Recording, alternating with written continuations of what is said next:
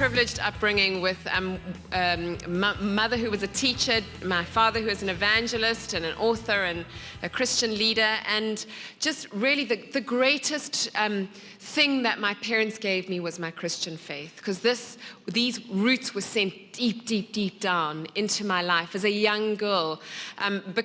Being a Christian in our home was just a natural space to be in, where first of all it was a relationship with Jesus, and then it was just the set of values that our home life and family life was based on. And, moved into those crazy teenage years. And of course, we all pushed the boundaries. We all made mistakes and did things we regret in those spaces. But all the time, I felt that I carried this accountability to God, accountability to something way bigger than my parents and way bigger than who they were. It was an accountability to these values and to this God and to this relationship that had been deeply embedded in my life from the time I was a child. And then I went to university, and I went down to Cape Town and spent many a wild holiday. I didn't add my teenage years at Kenton. We still holiday at Kenton on Sea, and I'm not even going to go. I go into a few wild Kenton stories in the book, but we won't go there today because we do have that camera rolling. But anyway, at university, I met a man who I thought this was the man I was going to marry. I fell completely head over heels with this guy. And yeah, we dated for several years. And in fact, we'd actually met at school, and then we followed it through to university. And I suppose those wild university years kind of took their toll.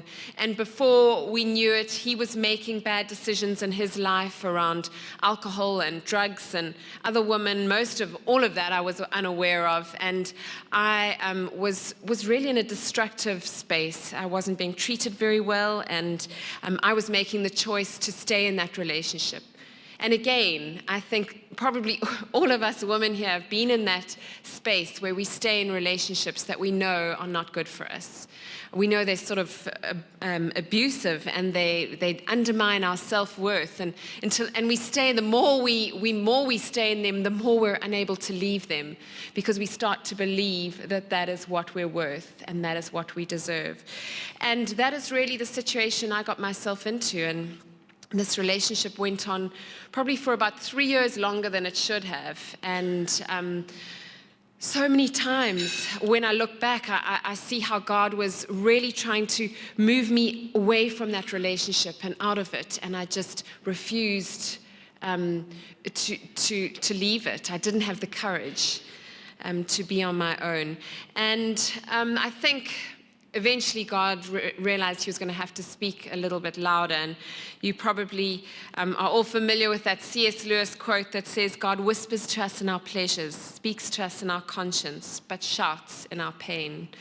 And that's how God eventually had to shout at me. And it was one night when I was driving with this guy. He was driving, I was in the passenger seat, and we had a car accident. And I went into the windscreen of the car, didn't have my seatbelt on.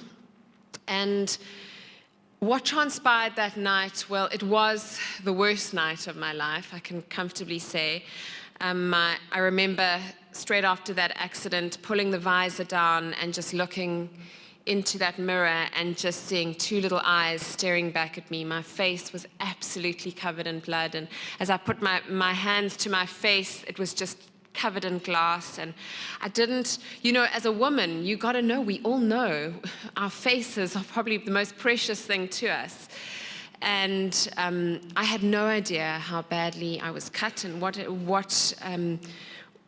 really where my future was going. And that night I spent much of the night on doctor's beds, having glass taken out of my face and being stitched up. And I remember in that moment realizing how much I had compromised, how far from God I had turned. I'd basically made this man and this relationship the center of my life. In many ways, he was writing my story. I was living his story and not my own, and not really being authentically who I knew I was. And I remember as I was lying there just calling out to God and saying, where are you? Please, please, I'm so sorry. Come back to me. I will never, all these deals we try to make with God in these crisis moments. And for about an hour of all of this, he wasn't there. And it was the most awful experience. And then suddenly, it was a long night. I was there to the early hours of the morning, and probably at about midnight, just this absolute calmness came over me. And it had to, because I had to keep still for them to stitch me up. And just a complete calmness and a complete peace. And I don't like to say I heard God speak, but I think I did, because it was the clearest I've ever heard words inside me. And I just felt I heard God saying two major things to me. Firstly, this is not the man I have planned for you. And secondly, give your life back to me. Put me back in the driving seat of your life. Don't let anyone or anything else determine your story. And I remember they eventually handed me a mirror, probably about 3 o'clock in the morning. No one would give me a mirror before then, which was terrifying for me.